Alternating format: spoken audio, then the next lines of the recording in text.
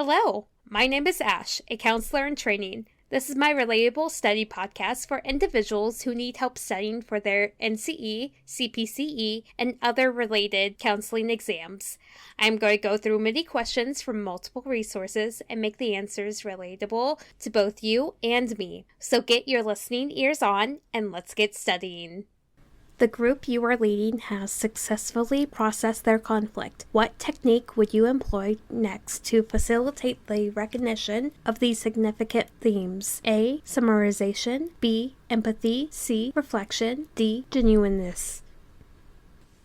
The answer is A. Summarization. You would utilize summarization to summarize what has been successful in order to process conflict and recognize significant themes that have been addressed that has led to the successful processing. The first Professional Counseling Association and its founding year was A. the National Vocational Guidance Association in 1913, B. the Vocational Bureau in Boston in 1908, C. the American Personnel and Guidance Association in 1952, D. the Office of Vocational Rehabilitation in 1954.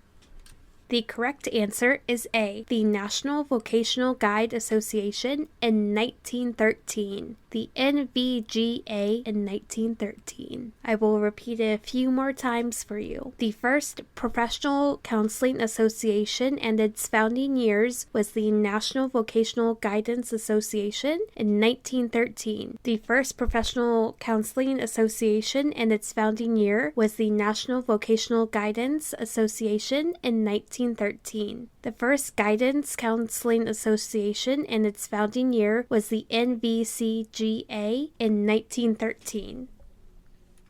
A client approaches a counselor for help with stress management and reveals significant concerns about their mounting credit card debt. While counselors are not financial advisors, understanding the impact of financial stress is important. In this scenario, which of the following actions is most appropriate for the counselor?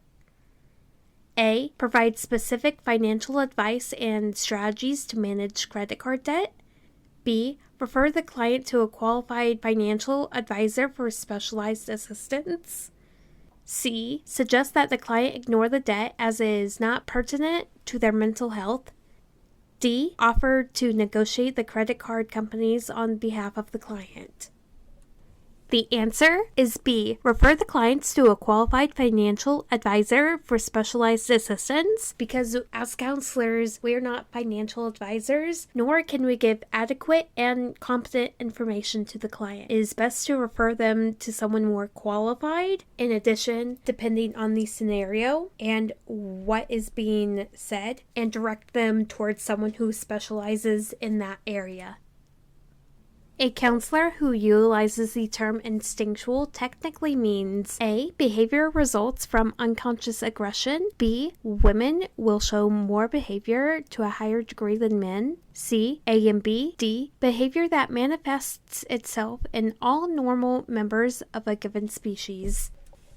The answer is D. A counselor who utilizes the term instinctual technically means behavior that manifests itself in all normal members of a given species. Instinctual is what we do in any given situation that causes arousal, and we use our instincts to help us through many different scenarios and possibilities to help our survival.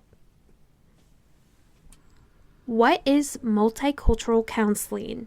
Multicultural counseling promotes the cultural competence of working with individuals of different races and cultures, and there is ongoing training that is appropriate and prepares us to include preventative care. Cultural awareness outlines what we do and use during multicultural counseling. For example, as a U.S. citizen, I know the culture of the U.S., but if I want to work with the Asian population, I would have to learn several of their cultures to better understand where they are coming from, how their culture affects them, family dynamics, and all all the things related to the Asian cultures to better help this client rather than just giving the stereotypical US point of view. It would be unethical for me to place my values and beliefs of what the Asian culture is.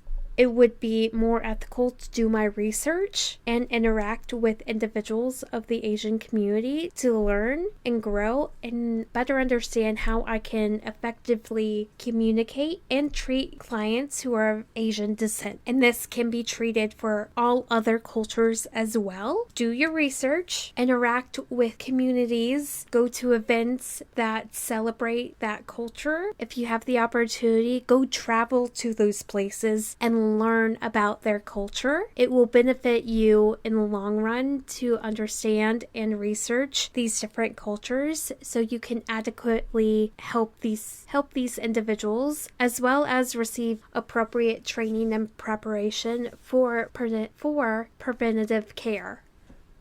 That is all 5 questions. Thank you for listening. Keep calm and study on.